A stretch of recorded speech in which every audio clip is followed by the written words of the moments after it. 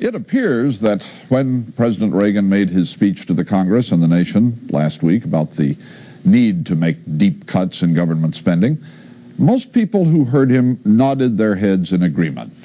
But it's the business of reporters to ask nagging questions, even in the face of near unanimity. And a nagging question that occurred to us is represented by a New York neighborhood, which has long been a reproach to the nation. But the South Bronx is trying to rise from the ashes. It is a battle to do so. And Ed Rabel spent last week in the battle zone.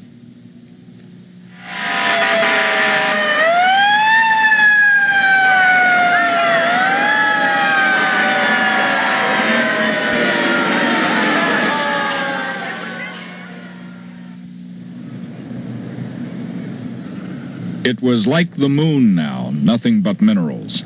Buildings had collapsed. Their wood had been consumed and their stones had crashed down. Some walls still stood, but windows and roofs were gone, and there was nothing inside but ashes and dollops of melted glass. That is Kurt Vonnegut's description of Dresden after its destruction by American bombers in February 1945. But this is the South Bronx, February 1981, destroyed by other Americans.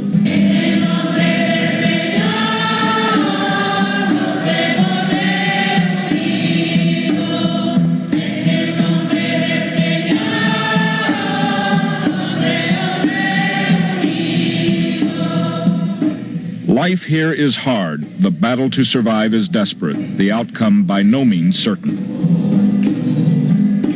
Almost every week is a bad week for the people of the South Bronx, who are mostly black and Puerto Rican. Last week was an exception. It was worse.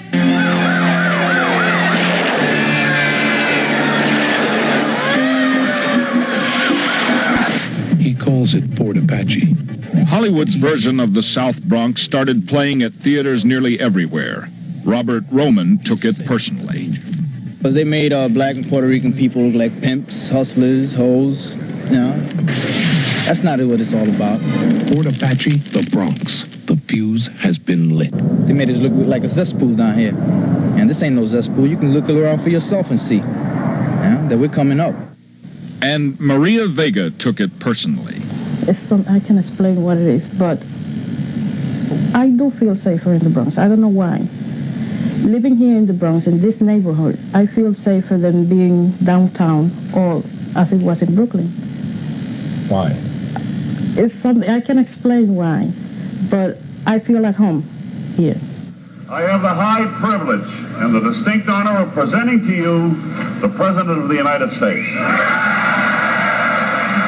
Miguel Cruz and his family were at home last week when President Reagan, in his televised speech on the economy, proposed 83 major program cuts. It was another blow to the South Bronx. And I'm asking that you join me in reducing direct federal spending by $41.4 billion in fiscal year 1982. Miguel Cruz is trying to support his wife and 4 sons on the $800 a month he earns as a metal polisher. He took the president's speech personally. In the sense that he's talking in general about the United States. And this is just a forgotten city, a forgotten border, the South Bronx. And I think he got the eyes mainly in the whole country, but not just in a specific state or whatever. You think this area needs special help? Yes, I do. This got to be treated as an emergency. It should be. Everyone agrees that the South Bronx is ill. No place shows that better than Charlotte Street. Once we decide to renovate block by block, we just need to concentrate forces here. If you will listen for a minute, what I'm trying to tell you is, I can't do a damn thing for you if I don't get elected. So presidents come here, look appalled at what they see, make promises, and leave. But Charlotte Street remains pretty much the same, burned out and desolate. And the people who live around here say they're tired of what they call all the broken promises.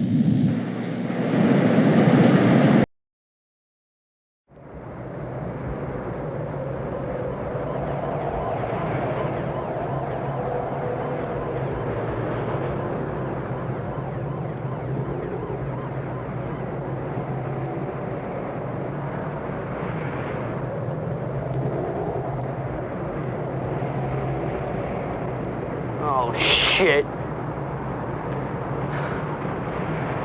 Let's go.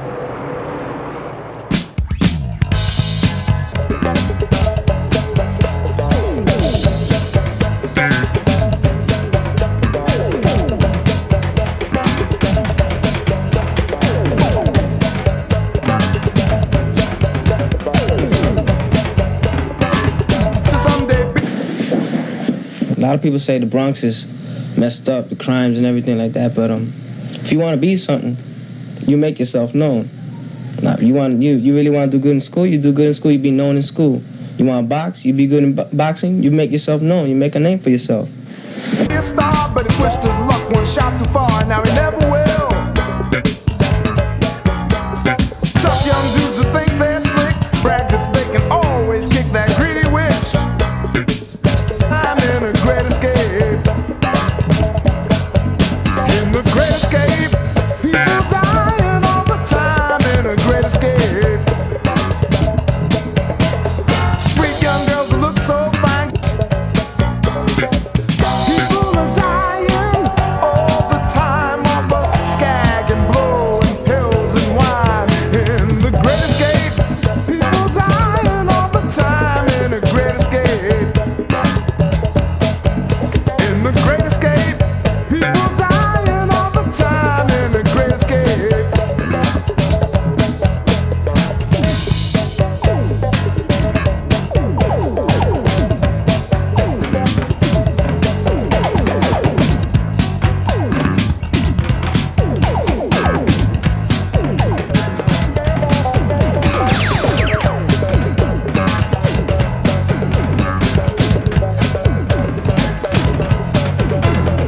Junkie mama's getting high, babies fighting for their lives, already hooked.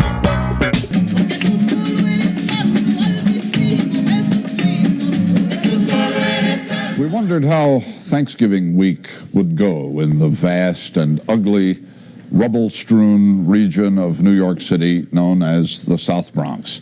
Who would wish to spend Thanksgiving there? David Culhane asked the question and heard an answer, why the people who live there and are trying to make things better. The human spirit is full of surprises. The author of Ecclesiastes wrote, "The poor man's wisdom is despised, and his words are not heard." But that was before television, which can let anybody be heard. Here is our Sunday morning cover story.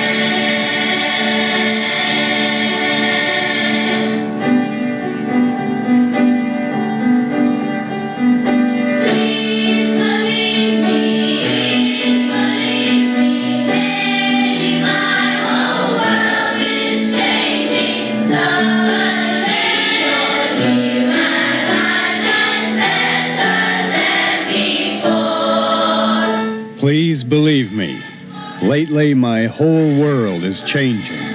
Suddenly you're here and my life is better than before.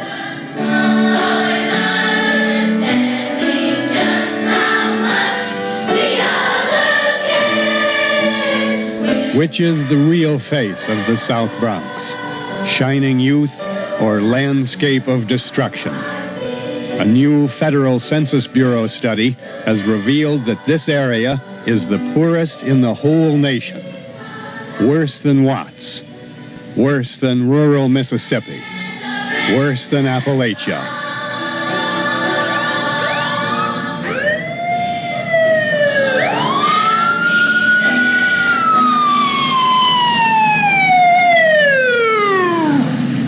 South Bronx. For years, the name has been a way of saying poverty, unemployment, hellish crime, drug addiction, abandoned buildings, a national symbol for urban decay. South Bronx. For years, it has been a way of saying despair. But ask the people who live here, ask the people who chose to stay, and they will tell you that South Bronx is also a way of saying hope. Alto. The first time. Nice support, okay? I've seen the spirit of these young people. They're going to go out and they're going to make it. There's no doubt in my mind. They're going to make it. These are good kids. A lot of cheap hair. Wild hustlers strolling down the street, poison everybody that they meet, and the cops don't look. People are dying all the time off of skag and blow and pills and wine. In the Great Escape, people dying all the time in the Great Escape. In the Great Escape, people dying all the time in the Great Escape. We got to save our children. We got to save our children. We got to save our children. We got to save our children.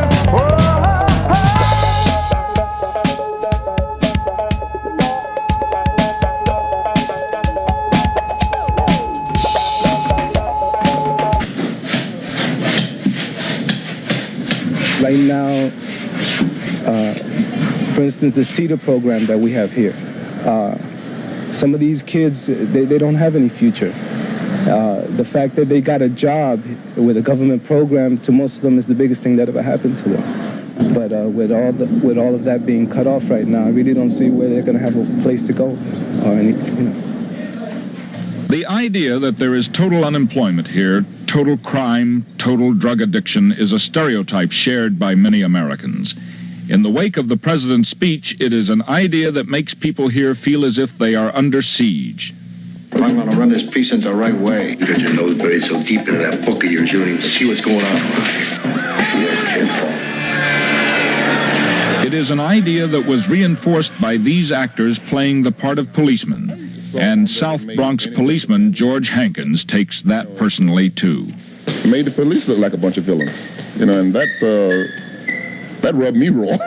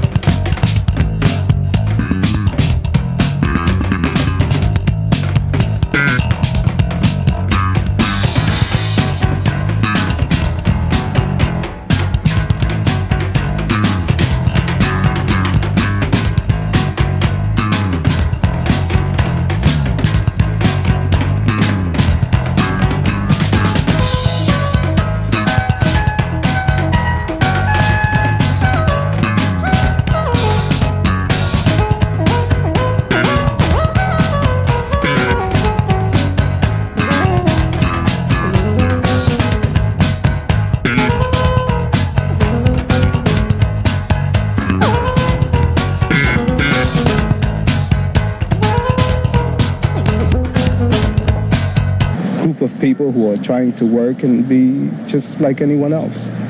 It's just that we happen to live in a place where most people are poor, and Ray Serrano is a job counselor on a block called Banana Kelly, where apartments are being renovated and bought by poor people with the help of the government.